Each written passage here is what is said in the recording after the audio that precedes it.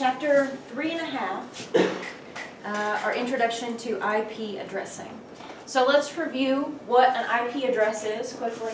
We talk a lot about it because they're really important to us, but it's an identifier that's numbers that's assigned to a machine on a network, right? So it designates the location of the device. Anything that needs access to the network needs an IP address. That can be an IP phone, a printer, a workstation like we use in here, copiers, servers, file servers, mail servers, anything that's going to share some kind of resource or get on the network needs this IP address. So remember, an IP address is a software address. It can change. And there's two different ways we can set it. We can set it statically, which means we manually go in there and say, this is going to be your address. Or we can do it dynamically through what? DHCP, which is our dynamic way of setting. And then we can have another source, our higher power, come in, our server or something, or router, come in and assign those addresses. The MAC address is the hardware address. That's the thing that's on the NIC inside the computer, and it doesn't ever change, right? So when would you use a static IP address? Servers. For server. Printers. Printer. Something that you don't want to move. Something that, right, we need this to always be this address so it can always be accessed. So a printer's a great example. If I want that printer right there to be able to be used by everyone in here, I want that address to be static, so anytime any of you hit print, it knows exactly where it's supposed to go, right? So that's anything that you need to reliably be able to get to. Another example is an IP camera. If I want to look at my cameras or something in my business remotely, I need to have the same IP address all the time.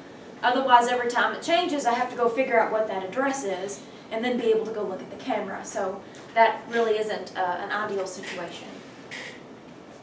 So let's look at some terms when it comes to IP addressing. A bit is a 1 or a 0. Bit is short for binary digit. A byte is 8 of those bits. IP addresses have 32, oh that should be 32 bits, excuse me. IP addresses have 32 bits. Why? What does our IP address look like? Something dot something dot something dot something. Mm-hmm. So if there's 8 in each one, 8 times 4 is 32. An octet is made up of 8 bits or 1 byte. So that's one of these. One of these that's denoted before you hit a period. And it's made up of 4 of those octets. Pop quiz, what's half of a byte? Nibble. A nibble. I love that. It's cute. So how many possible IP addresses are there given this information? I know binary is 1 or 0, right? So that's 2 possible options. So I'm starting with 2. And I'm raising it to a power. What power am I raising it to? You'll go to 2 to the second. 3 more power. 2 to the 32? 2 to the 32. Exactly. So I have 32 bits and 2 options for each of those bits. So to find the total number of available IP addresses would be 2 to the 32nd power, which is 4,294,967,296 addresses. Sounds like a whole lot, right? Yeah, but everybody's got 5 IP Exactly. devices. So that sounds like a whole bunch. There's more people than that on the planet, though, right? And everybody has all these things that require an IP address. So I have a work desktop, I have a work laptop, I have a home desktop, a home laptop, an iPhone, a Kindle. So that alone is several things just for me.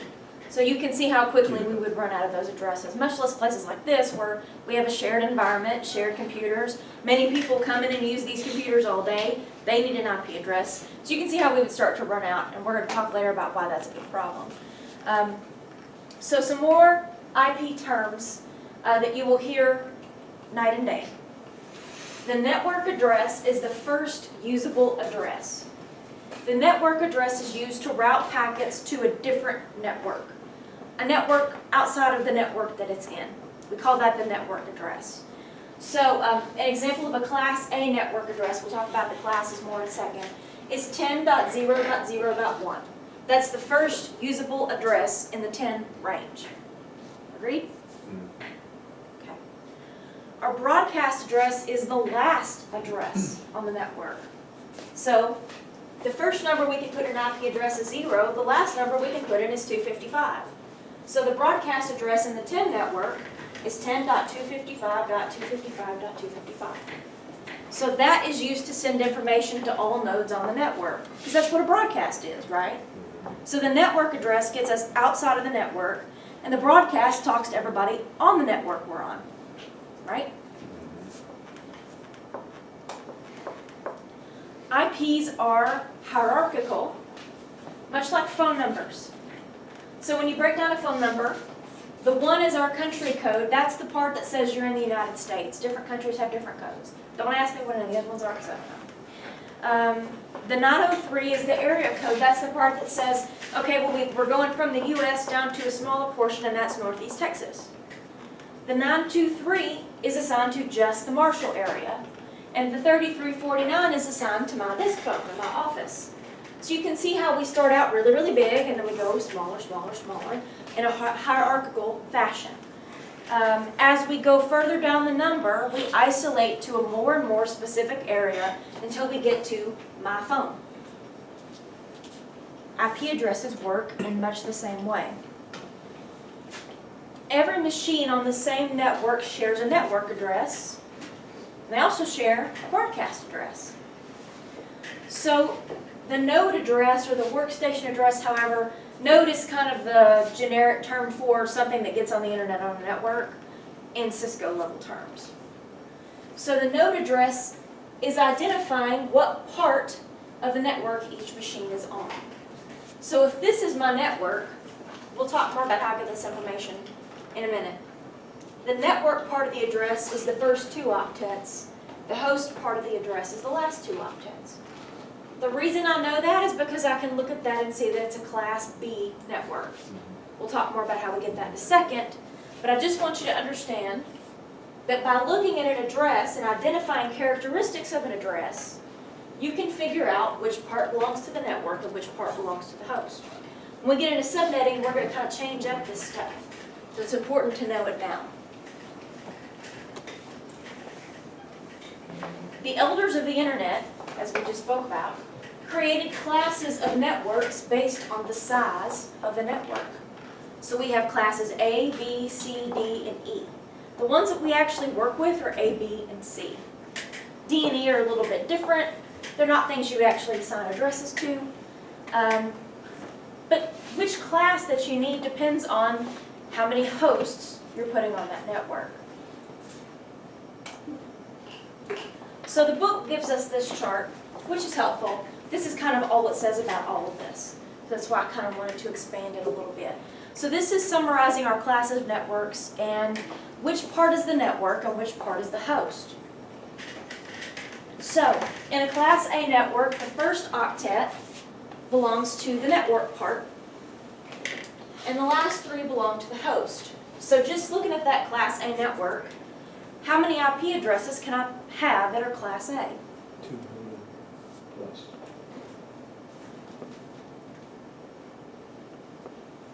254. So let's go back to our 2 to the something formula.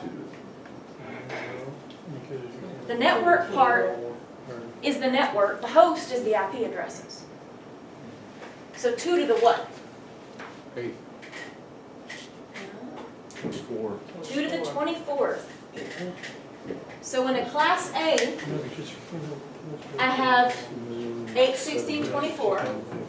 I have 24 bits that are allowed for the host. So if I want to find out how many host addresses I can have, I would say 2 to the 24th. And that is 16,777,216. Who would ever need that many IP addresses? ISPs. An ISP, exactly. So if I'm, Time Warner Cable or something, I definitely need that many IP addresses because I have lots of customers. So that's maybe somebody who would use a Class A address. Yes, sir? What about for like the broadcast IP where it's all ones and then there's the network one, it's all zeros? Why don't you have to take those two out of the, Yes, because those are not technically usable. so would it be? We can't two- assign anything as that. So would it be 2 to the 22nd? No. It's 2 to the 24 Minus minus 2. two. Minus 2. Oh, crazy jumping ahead, but that's exactly right. Yeah. 2 to the 24 minus 2. So in a Class B address, I've got 2 octets that are allowed for my network and 2 that are allowed for my host. So 2 to the what gives me how many hosts I can have? 16 2 to the 16, which is 65,536. minus Minus 2. Because 2 of them I can't use. How many hosts go into a Class C network? 254. 256 minus 2 is 254. Who would use a Class C network? Small business, home. Like everybody, right? A bunch of people, right? When you go buy like a Linksys or Netgear router or something at Walmart or Best Buy, it's a Class C router. Because the maximum number of people you can put on that router is probably about, 50, but really you're not even going to get that much because nobody would have very much connection to work with. So that's a Class C router when you just go buy one of those things. So you could have 254 usable addresses because 2 to the 8th minus 2 gives you your usable addresses in a Class C network. The multicast, we don't assign addresses with, and the research is used for research purposes from ISPs and people that manufacture NICs and routers and things like that. That's kind of their little experimental band. So we don't assign addresses in that. We're just going to assign with A, B, and C. So what is the IP address of the individual computer you're sitting at? And how do we find that out? IP config. So go with me. Go down to your start menu. Type in CMD. And that should open your command prompt like this. And type in ipconfig. IPCONFIG. And you're going to get a prompt that comes up. IP config. IPCONFIG. CMD for the command prompt. That's what it is for the version of Class A subnetted.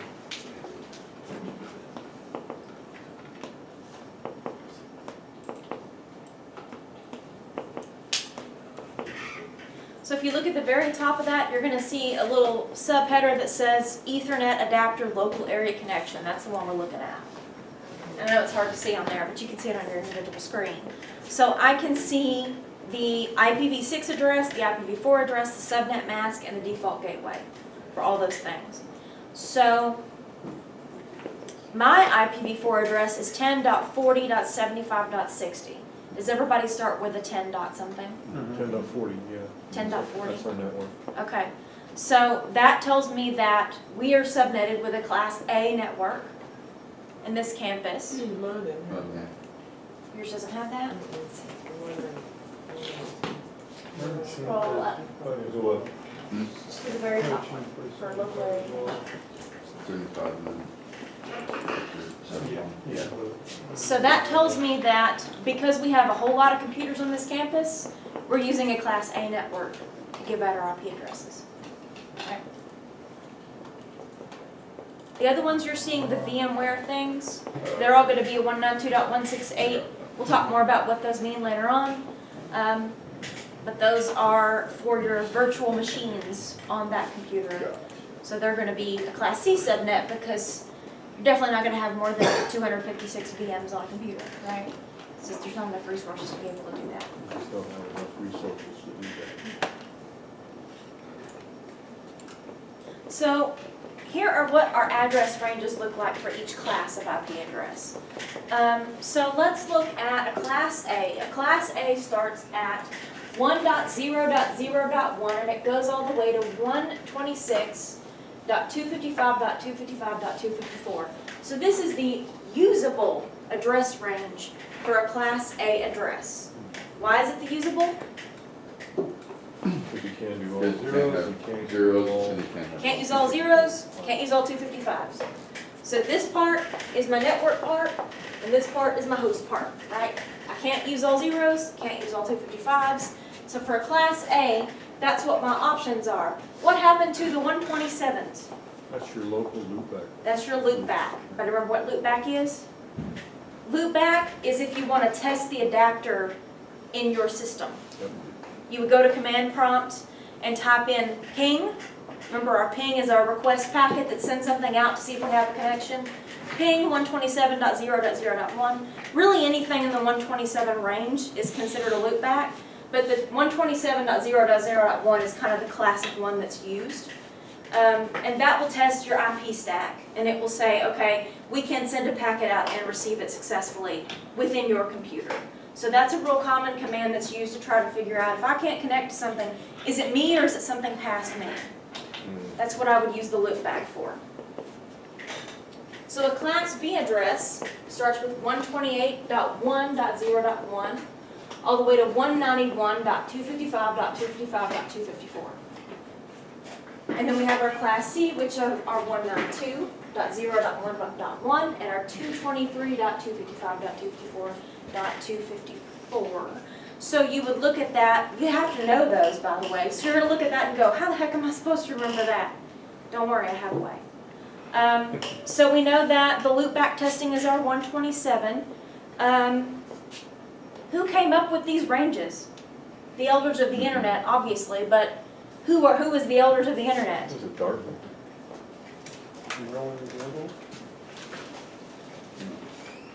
We talked briefly about these people.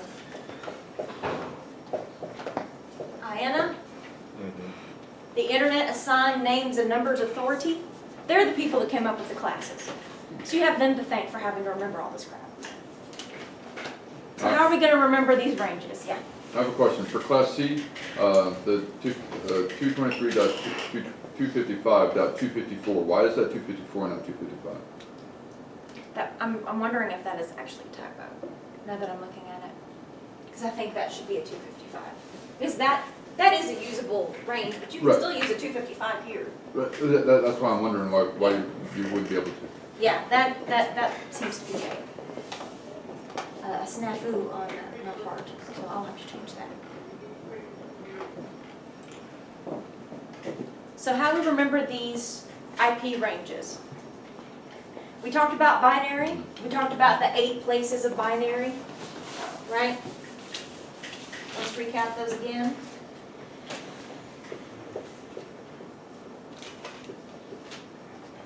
What place goes here at the very first? 128, 128 here. 64, 32, 16,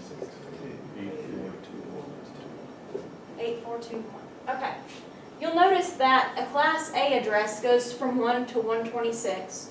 The Class B address, and a Class B address, if we turn on the first binary digit in this sequence, we get 128.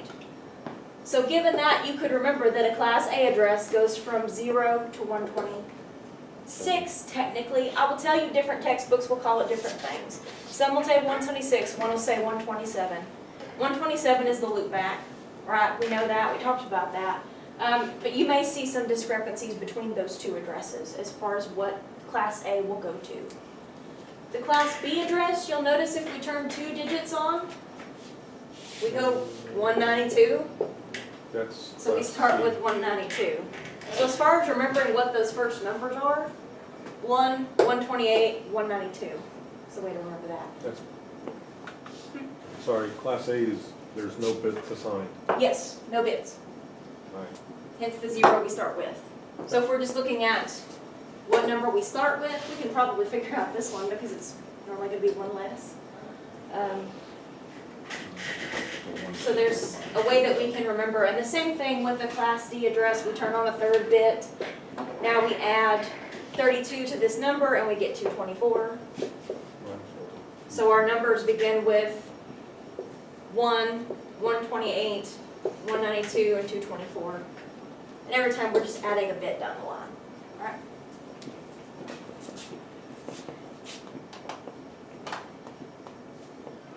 So if we can find that first usable address, or the first number of the first usable address, we can pretty much figure out the range. So let's talk about our usable host addresses for our Class A. So 2 to the 24th is the number of addresses that we can have. But as we talked about, we can't use all zeros and we can't use all ones. All zeros is our network address.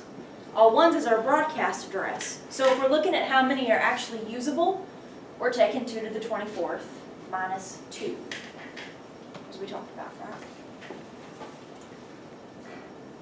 For Class B, we have much the same situation. We can't use all zeros, that's our network address. We can't use all ones, that's our broadcast address. So if we want to look at how many are usable, we've got 2 octets that give us the host portion. So 2 to the 16th is 65,536. We subtract 2, that gives us our usable host addresses. So what, okay, why you say you subtract 2 all the time on this thing? Because we can't use this address and we can't use that. So there's 2 that are not usable. So that's the 2 we're always subtracting. And I will tell you, I will definitely trip you up on exams, but other ones will too, beyond me. They will ask you how many are there total and how many are there available. You've got to be able to read to understand, do I need to subtract 2 or not? Because that will happen.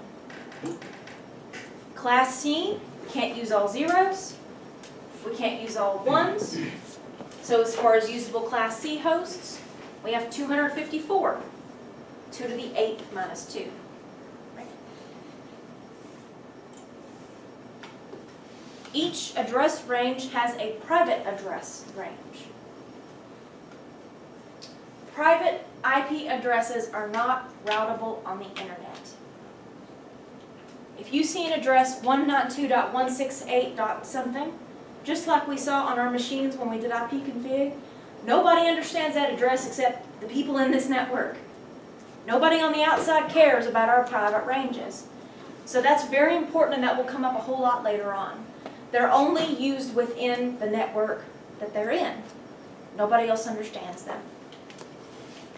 So if everybody had an address that was routable on the internet, what would happen? Run out. You would run out. We would have run out in like the mid-90s, easy. So we can't have that. We have our own private addresses inside our network, and we use what we call network address translation, which we'll talk about in a minute, to get us out on the internet. So how do I determine which one of these ranges I want to use in my organization if I'm starting to assign IP addresses? Depends on how many hosts you have. How many hosts do I have? If this is my house, I can use a Class C, because I'm not going to have more than 250 computers in my house, right? If I'm network communications or Google or some really big organization, an international organization, I'm probably going to have to use a Class A address. If I'm a person that makes web pages and I've got to buy a bunch of address space, I'm probably going to have to get a Class A or a Class B address, because I'm going to have a whole bunch of addresses that I need to use. So the way you determine which address range you're going to use is how many hosts do you need to have, right?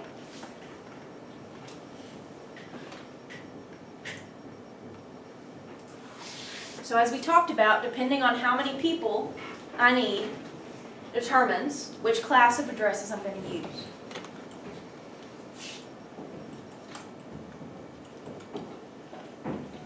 So as promised, we're going to talk about network address translation. I'm going to show you all a video that kind of, the guy kind of has a funny accent, but he gives a really, really good representation of why IP addresses are important and what NAT does for us. NAT is a wonderful thing because it's the thing that allows us to get on the internet. Without NAT, we wouldn't be able to get on the internet. Kind of like a software router. Yeah, it is. In this video, I'll talk about network address translation, how it works, and why we need it. But first, let's hear a bit of backstory. Where do these little baby IP addresses come from anyways? Back in the late 70s, a couple of clever researchers were thinking about how long IP addresses should be. Why is this important? You have to consider that in every data packet, we have to encode the sender IP and the receiver IP. If we only reserve a few bits to encode an IP address, we can keep packet sizes small. However, we'll also have few IP addresses to hand out to people. If on the other hand we choose to have lots of bits to encode an IP address, we'll have lots of IP addresses to hand out, but we'll also have huge packets, which increases the communication overhead. So as you can see, there's a bit of a trade-off going on here. You can either have small packets or lots of IP addresses. They ended up deciding that they'd go with 32 bits for an IP address. That left them with roughly 4.2 billion IP addresses. You have to consider that back then, the internet, which wasn't even called the internet back then, was just a toy for academics. It was definitely not meant for regular people like you and me. And that's what's known today as IP version 4. Now hang on a second, let's do a bit of math here. We have 4.2 billion IP addresses to hand out, but we also have 7 billion people living on this planet as of 2012. And also consider that each of those 7 billion people may want to use multiple devices to access the internet. So yeah, we have a bit of a problem on our hands. What are we going to do about this now? Because clearly having only 4.2 billion machines on the internet is not going to be an option. We have to figure something out. And there is a fix, but it's, as you'll see, a bit of a workaround. Let's keep it at that. There is in fact a way that we can keep using IP version 4 and get more machines onto the internet. Here's a typical home network setup. This is John's laptop, this is Jane's laptop, and this is Jane's smartphone. They're all connected to the home router. That home router, in its turn, is connected to the internet. And when you register with your ISP, you get to use an IP address that is accessible throughout the internet, and that's assigned to your home router. So in this case, we have 12.13.14.15 assigned to the home router. This is a public IP address that theoretically anyone on the internet can send packets to. Our laptops and smartphone also get their own IP address, but instead of getting one of those 4.2 billion public IP addresses, they get a private IP address. That private IP address is assigned to them by the home router and is not accessible from the internet. Now, if these IP addresses look familiar to you, that's probably because they are. This is one of two ranges that are reserved for private networks. All addresses starting with 192.168 are reserved for private networks, as well as all addresses that start with the number 10. You can use these IP addresses without having to worry that some random web server already uses that IP address. They can, because it's specifically reserved for private networks. Now let's consider the connection from Jane's laptop for a second. Jane's laptop has an IP address of 192.168.1.3. Here's an example scenario where Jane's laptop wants to know what the current weather is in Texas, and to get this information, it will try to contact the server at 40.30.20.10 to get that information. To reach this web server, Jane's laptop will have to go through the home router, through the internet, and finally then arriving at the web server. First, Jane's laptop has to send out a packet requesting the information. It says, "What's the current temperature in San Antonio, Texas?" Now, the message here isn't really important. The web server should know what to do with that, and we won't get into that right now. But what you should know is that there is a source IP address here with a source port and a destination IP address with a destination port. In this case, it's port 80, which is frequently used for HTTP traffic. Now let's send this package on its way, shall we? When it arrives at the web server will process the incoming request and try to formulate a reply. The reply packet will be addressed to the sender, but in this case, because it was sent from 192.168.1.3, it will not be reachable because it's a private IP address. So what do we do now? Let's rewind that tape for just a second. Public ID. Jane's laptop sends out a packet requesting the current temperature in San Antonio, Texas. It gets sent along to the home router, but instead of sending it right over the internet, the home router does something that's a little bit sneaky. When that packet re-emerges, you'll notice that the source IP address has been changed. This is not the only thing that the home router does. In addition, it also creates an entry in the NAT forwarding table. Now we'll talk about the NAT forwarding table again in just a second, but for now, all you have to remember is that this thing allows us to know which packets are to be sent to Jane's laptop when they come in, and which packets are to be sent to that smartphone or John's laptop. Moving right along, the packet travels over the internet and arrives at the web server. The web server will now create a reply packet and will notice that the destination IP address is no longer private. No, instead, it's sent to the public IP address of our home router on that specific port.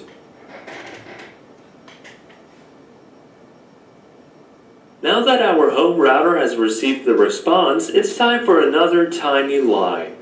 It creates a packet that looks as if it was addressed from the web server directly to Jane's laptop, which is not what happened, but that's all Jane's laptop needs to know because it doesn't care about how it got there. It just wants to get the packet and get this over with.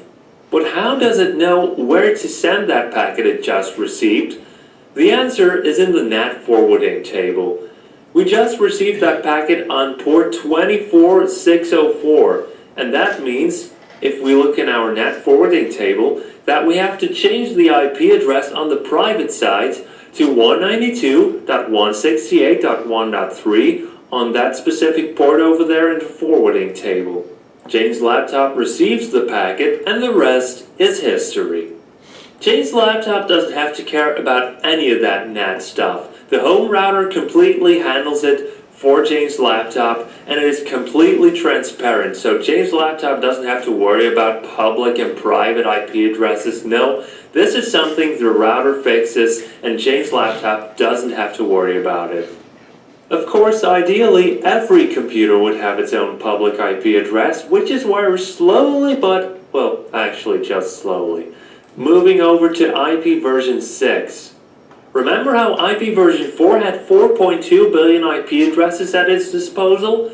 Well, IP version 6 has a lot more, and I do mean a lot, seriously. Try noting 34 and then followed by 37 zeros, and that's how much IPv6 addresses we have approximately. That is a lot. If we can give every computer its own public IP address, we won't be needing network address translation anymore. This means that routers can once again focus on their core business, which is routing packets, not doing awkward switcheroo tricks. Now, I can hear you saying, this is nice and all, but why haven't we switched yet? This IP version 4 thing is a mess. We only have 4.2 billion IP addresses, and NAT is clumsy as hell.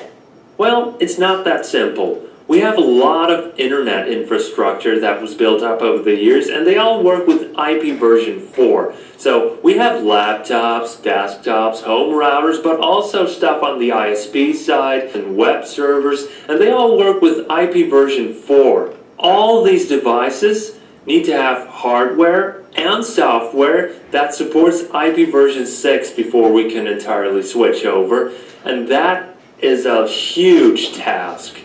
Just to give you an idea, the IP version 6 standard was finalized in December of 1998, and yet here we are 14 years later and we're still running on IP version 4. You can see how this is one hell of a task. Alrighty, if there's anything you'd like to see explained, please do let me know in the comments below. Thanks for watching, and I'll see you next time.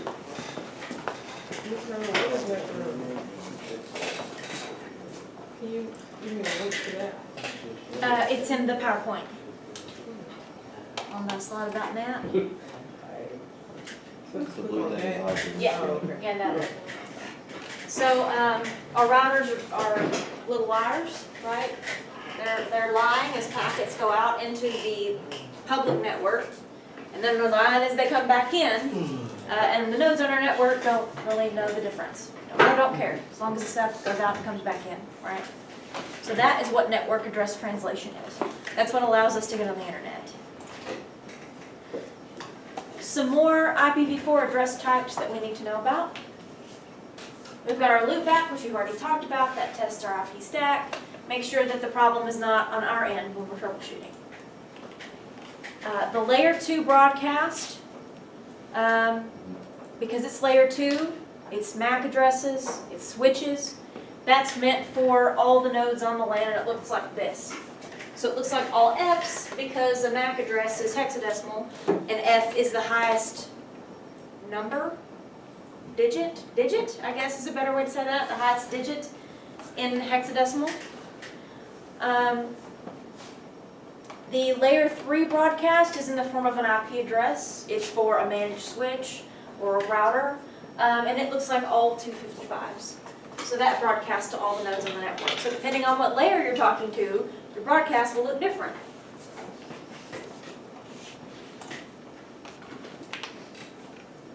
A couple more terms. Unicast is addressing one single host. So for example, one person speaking to another directly. That's a unicast message. It's only intended for one recipient. A broadcast message is addressing everyone within range, everyone that can hear. So an intercom system, they don't use it very often, but we have one of those here. So that's going to, whoever's in administration or whatever that's speaking the message is addressing the message to everyone within range of the intercom system. If you're outside of the building, you're not in range. You're out of our network, right? So that's, broadcast is another way of looking at it. It's addressing a message to everyone in the network that can hear it.